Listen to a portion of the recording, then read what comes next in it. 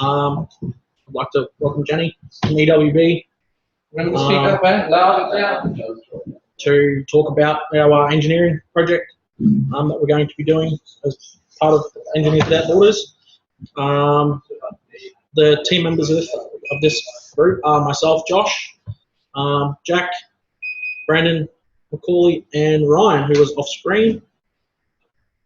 We have chosen to do design project 3, which is the energy component.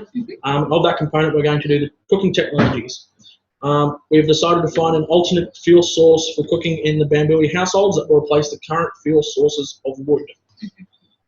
The aim of our project is to find an alternate fuel source for cooking. The fuel source must be economically, socially, and environmentally sustainable. Must be flexible so that it can be used in other communities around the world. We came up with some design options that can be seen very poorly here in our mind map. Can you run me through them? Yep. Some of them were like geothermal, possibly. Creating methane was another one. Ethanol creation, and even simply, we even thought of, what if they did just stay with wood? What are the impacts and positives and negatives of that we went through? Right. From that, we did this chart, the weighted criteria. Went through each idea that we did come up with, and it gave it a score using the sustainability model. And we sort of found that our one of our ideas, the creating ethanol in a cooktop that actually burnt ethanol, was scored quite high. So we have decided to sort of continue in that direction and research more about that particular type of fuel, mainly in its creation and its storage. So from that, we have a ethanol production process design. It shows we have I'm looking at a different. You've gone too far, have you? Still up there. This slide's not particularly showing. It just shows how the crops are grown. The plant material is then processed into like a mash or a wash, and it's then fermented with water and yeast for a certain amount of days. Yeah. And then create the alcohol. The sugars, the bacteria breaks down the sugars to produce the ethanol, and then you use a distillation method of taking the ethanol out of that wash, and then that ethanol then no longer needs to be processed in any other way. It can come out directly of the still and be used immediately. So some of the inclusions we'll be taking into consideration is the design of the equipment and the process, the cost and production forecasts, sustainability and efficiency, and effectiveness and reliability. Some of the exclusions that we'll be not putting in our report will be farming practices and techniques. Is that something that's already done there? We shouldn't really need to change what they do in their farming practices to produce a fuel source. Same with the transportation of the biomass from the farm to the production. It's obviously something that they can work out on their own. The social impact of alcohol abuse, as in this process you are creating drinkable alcohol to a point. There are a lot of social impacts for that. There are ways around making it consumable, but we're excluding that from this particular design process. And the organisation of labour, running the farms and running the still, and that's something the community would organise once they know, how it all works. Our expected results would be the reduction or elimination of deforestation, as they're no longer using the biomass to burn in fires. Lower greenhouse gas emissions, reduce or remove smoke inhalation from cooking fires, and it's also a modular and scalable system of fuel production. This project should see improvement to local people's health, air pollution, environmental conservation. And the conclusion, the community of Bambui will greatly benefit from the new cooking appliances and methods offered to them. Originally, the 3-stone fire required the women of the house to collect firewood to start cooking, but over time, deforestation will be a major concern for the region. With the implementation of this source, the forest would begin to endeavour and holistic management would flourish in Cameroon. The wood collected is not only used for cooking, it is also used for building materials, exportation for profits, and for medicinal purposes. The increase in the cooking procedure should also see an increase in health and well-being of the Bambui people, as the hazard of smoke inhalation will be eliminated.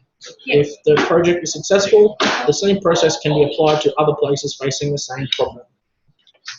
Great. Thank you. That's a really good overview. Thank you. Yeah.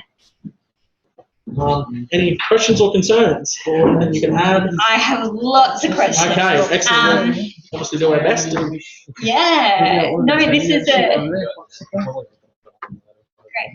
So great overview. I like that you're kind of targeting two things at once here. That's the deforestation in the area, which is becoming more and more of an issue as the population's increasing in the area. And you're also looking at the smoke inhalation, which is one of the biggest health issues for, in particular, women and children in the area. So I think targeting that is really, really positive, and it's clear, that this project is going to address or work towards making an impact in those two areas. It does seem like one of the more standard areas. Yeah. It's we are solving one problem, but this is another problem that will be solved, side by side. Yep. I guess my questions are, I'm going to prompt you to think about the implementation of this on the ground and maybe some of the interactions with some of the other systems that you might not have considered. So at the moment, in a kitchen, you've got 3-stone fire in the middle, and that's used for cooking. And one of the other big things that it's actually used for is the heat from that fire is used for drying maize and the rasters.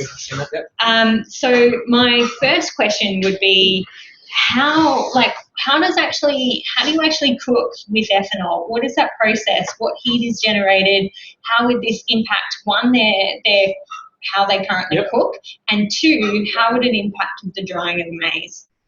Okay.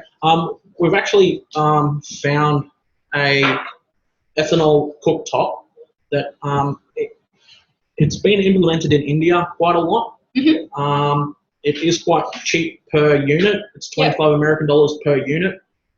It has a capacity of about 2.4 kilowatts, and it doesn't burn a great deal. I can't remember the number off the top of our head, but it's 0.3 litres for an hour at maximum power. Okay, so how do you literally? I haven't seen one. You literally pour the liquid in it and set it alight. It has a little fuel tank, so you fill that up. Then it runs it's all regulated as well, so they can have high flame or low flame, and it creates. Has it got a wick in it or something? No, it's burning the ethanol in a convection type process. Okay. So as it starts off quite low, but as the system heats up, it convects the ethanol. Obviously, the alcohol burns a lot faster. So the rate of flow to that burning system is how it you get your regulation of heat. And because it's because there's no impurities in there, that's burning quite cleanly and efficiently, so that's no smoke. Okay, so but what about the heat produced? Because I suspect, as a gut kind of feel, without doing any testing, that's not going to produce much radiant. Like the radiant heat's going to be much less from this stove compared with the fire.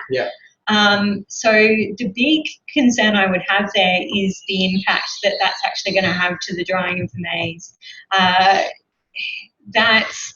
I think something to understand there is that maize is one of the predominant crops.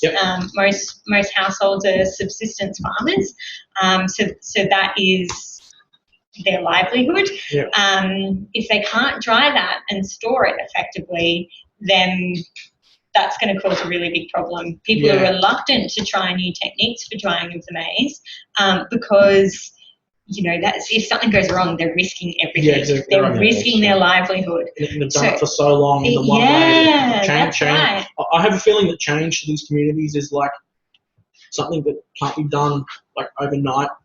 Well, it depends what it is, and depends what the risks associated with it are. And when a risk is your entire livelihood, then it's going to be really hard to get people to change because if something goes wrong, they lose everything. But having said that, the current drying technique of maize isn't that great. It's often the heat is too intense, and so it actually damages the crops. So potentially having less heat from the fire might be a good thing, but you're going to have to prove that it's also going to be sufficient to dry the maize or come up with, that's going to have to be addressed as part of this project if you're changing the whole cooking sort of technology. So I don't think that's something you can eliminate. I think that needs to be a consideration. And the other thing was people sit around the fire so that they can stir the cooking. If it's ethanol versus wood, I don't think that would be an issue as long as they can kind of still sit around it and do the same thing. It's almost like a very small camping unit, camping stove type unit. Well, it's not like a huge stove. It's very small, very portable. So that shouldn't be an issue then. And put it into perspective, it's 2.4 kilowatts for the this little thing produces, and it's around 6 kilowatt. Was it around six? About 6 kilowatts is your typical 4-plate conventional oven, conventional stovetop. Okay, that does put it in perspective. Okay. Well, that sounds good. So I think your only thing you're going to have to prove there is what impact is this going to have to drying of the maize, and how you're going to make sure that that's not negatively impacted. That would be my first thing. The other thing, I thought it was interesting that you're not including the social aspect of alcohol abuse. I think that could potentially be quite a big concern, especially amongst the male population in Bambui. So I don't think you need to go into that in your project in terms of coming up with a solution for that, but people are going to ask that question, and so I don't think in your report you should eliminate the consideration of alcohol abuse. And just because it's not drinkable doesn't mean people aren't going to try it. We have been tossing up whether to include it or not because it's such a big aspect. But if we do safety, risk management, risk assessments on it, we can include them in our report. Perfect. And maybe just consider, is there something you can do to it that would mean that... You definitely can. There are things, we have looked into the idea of, putting a deterrent in it. But would that increase costs? Can you just leave the methanol in it? Because methanol evaporates off before ethanol. And if you drink methanol, it will make you quite violently ill, and you would possibly also die. So a warning would have to go alongside this. It's something that you have to... Because people will try drinking it. I almost guarantee it. I could guarantee it 100%. The thing is, it's a pretty easy process, and would they already be doing something like that? Yeah, if they really wanted to? People are making moonshine and things like that. So yes, is the answer to that. And that's why I think it should be a consideration. So putting a warning on it's one thing, but is there anything else? You could make recommendations, and this of putting a deterrent in it. And then let people decide based on the cost whether that's applicable or not. But at least then you guys it shows that you've thought about it, and it shows that you've considered it and have some recommendations. Whether those recommendations are taken up is another thing, but at least then it shows that you guys have been diligent to actually consider it. So consider it in a social sustainability type point of view, but not go into the social engineering side of the exactly alcohol abuse as a social issue, not as you don't exactly. Okay. You're spot on there. Exactly. That's just an image of the little cooktops. Oh, cool. It has a little tank they fill up. Yeah, that's great. Oh, it looks so simple. And this would be the other question would be, what's the cost associated with constructing one of these? Because a 3-stone fire obviously is free. There is no cost. That doesn't mean that people won't spend money, because this would, I imagine, last quite a long time. The other thing would be, what is the time and cost associated with making the ethanol compared to collecting firewood? And why would, and that would need to be... comparable or Yes. not too much onerous compared with just collecting firewood, which is really quite easy. For people to actually do it, even with the health benefits. Because one of the things that was interesting when we were there is that I was asking some of the women, like, do you think that the smoke affects your health? And the women in the kitchen thought, oh, well, it stings our eyes, but they weren't making many other connections to respiratory illnesses. It was the nurses and the other people in the community that had those connections. Yep. So people might not, make those connections straight away. Yeah. So the process needs to be simple as well for people to use it. Otherwise, why would you? It's really easy to collect firewood and buy it. It's cheap. Yeah. So they're not really fully aware of the need for a change, really? Well, yes and no. It depends on what household. The community leaders definitely are, and the health workers are. They're the ones that put this project up. It's a big issue. But people within the household may or may not have made that connection. Yeah.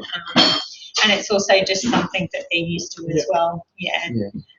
So keep the process simple too. So you're talking about solar distillation here, which I imagine is quite simple. But what happens to solar distillation in the wet season? If it's raining all the time, is it going to be as effective? Then are they going to resort back to wood because it's easier? So what's the process like, and how does it compare with the current system? What's the safety of having an ethanol still as well? Is that dangerous? Is it risk that it's going to blow up? Or with a solar still, because you're not using direct heat, they're negligible. Yeah, great. Just don't drink it. Great. So that's risk the big assessment risk. part of it. Excellent. If they went into a type of distillation process where it was direct heat, yes, they would produce significant amounts more ethanol. But the flip side is there are those risks of, you are creating something in a pressurized system. Yeah. And then where are they getting the source for that direct heat Exactly anyway? right. Is that also wood? And then that's you exactly kind right. of It's counterintuitive. exactly. Which is why we're sort of aiming for a solar type system, because it's more of a set and forget type thing. It just does its thing by itself until you're ready to change over. No, that sounds really good. What you were saying before, that you feed it with organic material. What feedstock do you put in? You name it. Anything? You could use any fruits, any vegetables. We understand they use cassava quite a bit, and there's a like a byproduct of the process, making it safe to eat. Well, that byproduct can be used, so they're not. They don't have a waste. They're using the waste from the food production. Sounds great. In a field production. So, that sounds great. Yeah. And anything like that. Sounds great. Yeah. What's the situation? Sorry. Like whatever the crops they have now, it'd be good to just use them and continue with that rather than having to bring new stuff in. Byproducts. So then it's easier for them. I love that line of thinking. I think that's spot on. Yeah. So and it sounds like you found them already, but there should be a list of those on the resources section and in some of the farm to market reports as well. But I think you're right. That's going to be really important. Yeah. Some plants have a higher carbohydrate sugar content than others, but pretty much anything that has carbohydrates in it can be converted to ethanol. Yep. Great. My final question before I throw it over to you guys is, I think we were saying it was how many litres? 0.3 litres per hour at full capacity. Okay, so the other thing that you might want to consider is how long would it take to produce enough ethanol for 1 day's worth of cooking? Yeah. That's something we're in the process of working out right now. Okay. Yeah, we thought this would be a good project to do because it's very much like we can easily make this, so we can test it. And there's not really much information on the internet about how much this sort of thing can do. There's a lot of information on how to designs. Make it. Not a lot of information on how much you get out. Right, you guys will tell us the answer. Yeah. So if we make it, then we can get an idea of that. Great. And it'd be great if you can film, like once you get it working, like film that too, because as we were saying before, like that would be a great way to share the idea early. If you're building it, you can just demonstrate it on a video. Sounds awesome. And it's literally can be made from like leftover products. Like you pretty much need a large glass jar, a beer bottle, a lid, cork, and some copper tube, and you're done. Sounds great. Sounds perfect. Okay, questions? Do you have questions for me? I was thinking, how much effort is it actually for them to go and collect firewood each day? How far are the distances that people are usually walking, and how, you know, what size are the family households and stuff like that that they need to? So some people collect the firewood from the forest. That might be anywhere between 20 minutes and a couple of hours walk, depending on where they are. But you can also buy firewood from people that collect it. So I think the cost for that should be somewhere on the resources section. If not, put it on the discussion And is forum. that a legal thing they can do, sell firewood like that? And is it a really big problem that they're cutting down all these trees? There are a lot of trees. It's quite a dense area, but it's becoming more and more of a problem, especially as the population's increasing as well. So deforestation is a concern. Are they replanting the forests, or are they just stripping it? In some areas they're replanting, so there's big effort at the moment, especially in the water catchment area, but that's not for then taking away, that's trying to protect the water catchment. So in some areas, yes, in others, no. In others, things like grazing and things like that, you know, deforestation is also creating areas to graze cattle and stuff like that. And obviously create more farmland too for crops. About the household size. So how many people are usually to a household? Do they have like a strong family unit where people sort of typically, like many generations stay together? Definitely a strong family unit. I think anywhere from sort of 4 to 8, 10 people in a household. If you jump on the discussion forum, there's a few kind of descriptions around household sections. So do a good search through there. I know that's up there, but it varies. But probably my guess would be anywhere between sort of 4 and 10 people. And apart from the like the leaders of the communities and the people in the medical sort of side of things, how willing are the general populace to change? Like, you know, are they willing to try something new over just staying with what they've done? So I would say yes, with these caveats. Yes, if it's just as easy and just as cheap as what they're doing now. Otherwise, probably not. And yes, if it's not risking something like their livelihood. So as I said before, for you guys, if you can't grow the maize, that's probably going to be a deal breaker. So yes, with those caveats. Are there other alternate growing techniques for the maize that have been trialled or tried? Or? There are, yes, but again, people are reluctant to change because it's a risk to livelihood. But there are. There are some solo drying methods and stuff like that. How willing would they be to sort of say, if we calculate how much ethanol we can make, and it turns out that it may be able to support 3 houses or something, how willing would they be to sort of share one of these?